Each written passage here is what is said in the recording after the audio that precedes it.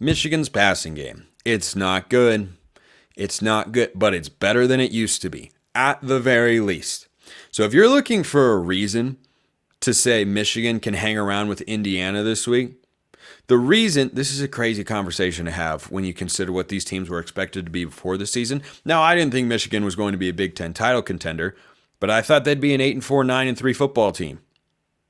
They've got 4 losses already, and they're probably picking up a 5th this week against Indiana because the Hoosiers are a wagon. So Davis Warren last week against Oregon, a pass defense that has been really good this season. They have not, outside of Will Howard of Ohio State, allowed a 200-yard passer this season. Davis Warren didn't hit that mark. But you go look at some of the throws he made, he didn't have those in his bag earlier this season. So he's a guy who I think is looking a lot more comfortable at the quarterback position for Michigan. Is he going to be the starter next year? Well, no, of course not. I don't even know if he could come back. I don't think it would matter. They're going to go to the transfer portal and find somebody, as they should. But for Michigan right here, right now, pulling the upset this week in Bloomington is not as crazy as it was 3 weeks ago. Because the strides in the passing game, it doesn't have to be elite. But if Colston Loveland is healthy, he's got a go-to target. They worked in a couple nice screen passes against the Ducks. Expect to see that again here against the Hoosiers. I just wonder if it was an aberration, if he just had a great week, or seriously, you just need to go watch the highlights. The throws he makes were, wait, he's retreating?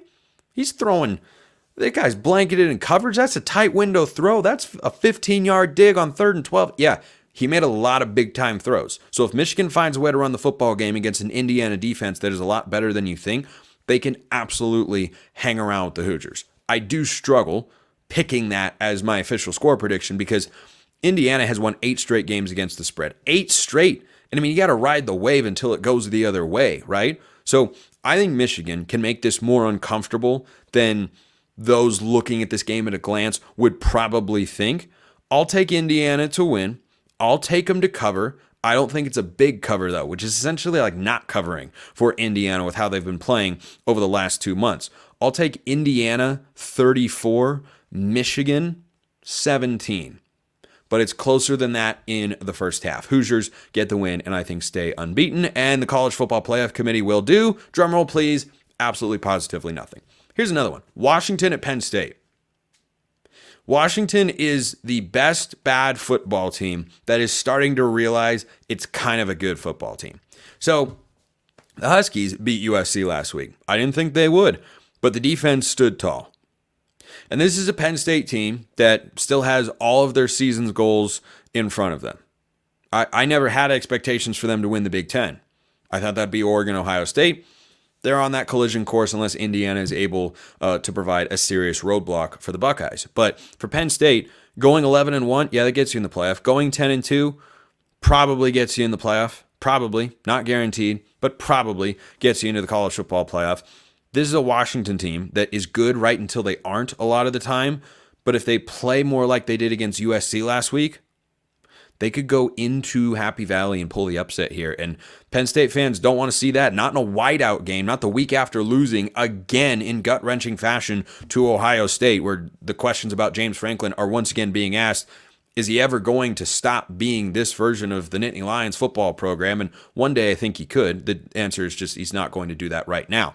So Washington favored. That would be pretty wild. Penn State's favored by 13 points. I think that's too many. I think Washington keeps this close. Home field advantage, though, does cause Washington to get a little out of sorts, maybe a turnover or two. Abdul Carter can get going in this game against that Washington offensive line.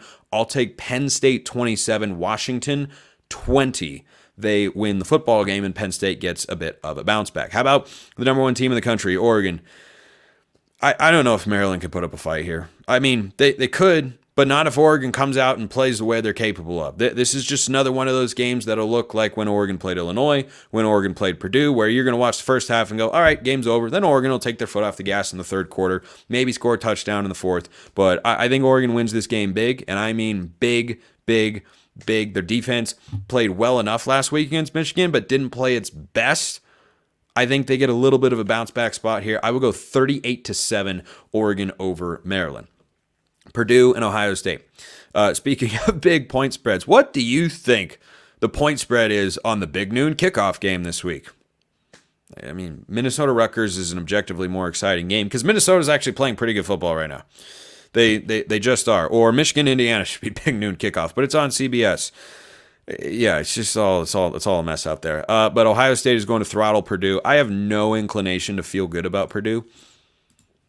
38 points is a lot. Like Ohio State has not been playing great. Purdue has lost by the following point totals since winning their first game against Indiana State. They lost by 59. They lost by 17. That was to an Oregon State team that's currently 4-4 and in the Mountain West-ish Pac-2 conference. 28-10 against Nebraska. 52-6. 50-49 against Illinois. They had a big lead, and then they faced a big deficit. They almost came back and won. 35-0, 26-20. That last game is against Northwestern. So Oregon beat this team 35-0. That was in West Lafayette. This game is in Columbus. I'll take Ohio State. I don't know that Ohio State's got the juice to cover 38. So give me 45-10.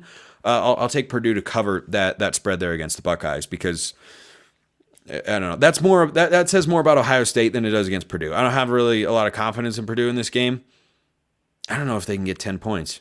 I'm gonna revise that down. I'm still taking Purdue to cover. I think they get a field goal, but not a touchdown. I think they go for it on 4th and goal. They don't get it. Give me Ohio State 38, Purdue 3, and the cover with that lone field goal. Minnesota-Rutgers.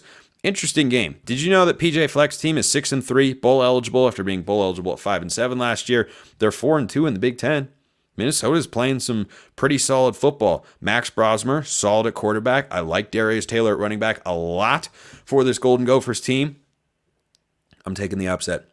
I am taking the upset at home. I think the boat loses one of its oars here, and Rutgers, just 1-4 in Big Ten play, gets back over 500 on the season. They win a slugfest 27-24. And last but certainly not least, Friday night, Iowa goes to UCLA. Speaking of teams playing better football, UCLA, I'm going to take them to cover. Not win outright, but a close one. Iowa wins, UCLA covers. Iowa gets their 7th win of the season for Kirk Ferentz and company. Low-scoring football game. There aren't going to be a lot of points here. UCLA's defense has actually got some guys on it. Brian Addison back into that defense. Pretty darn good football player. A couple other guys you watch, you go, yeah, that's pretty good.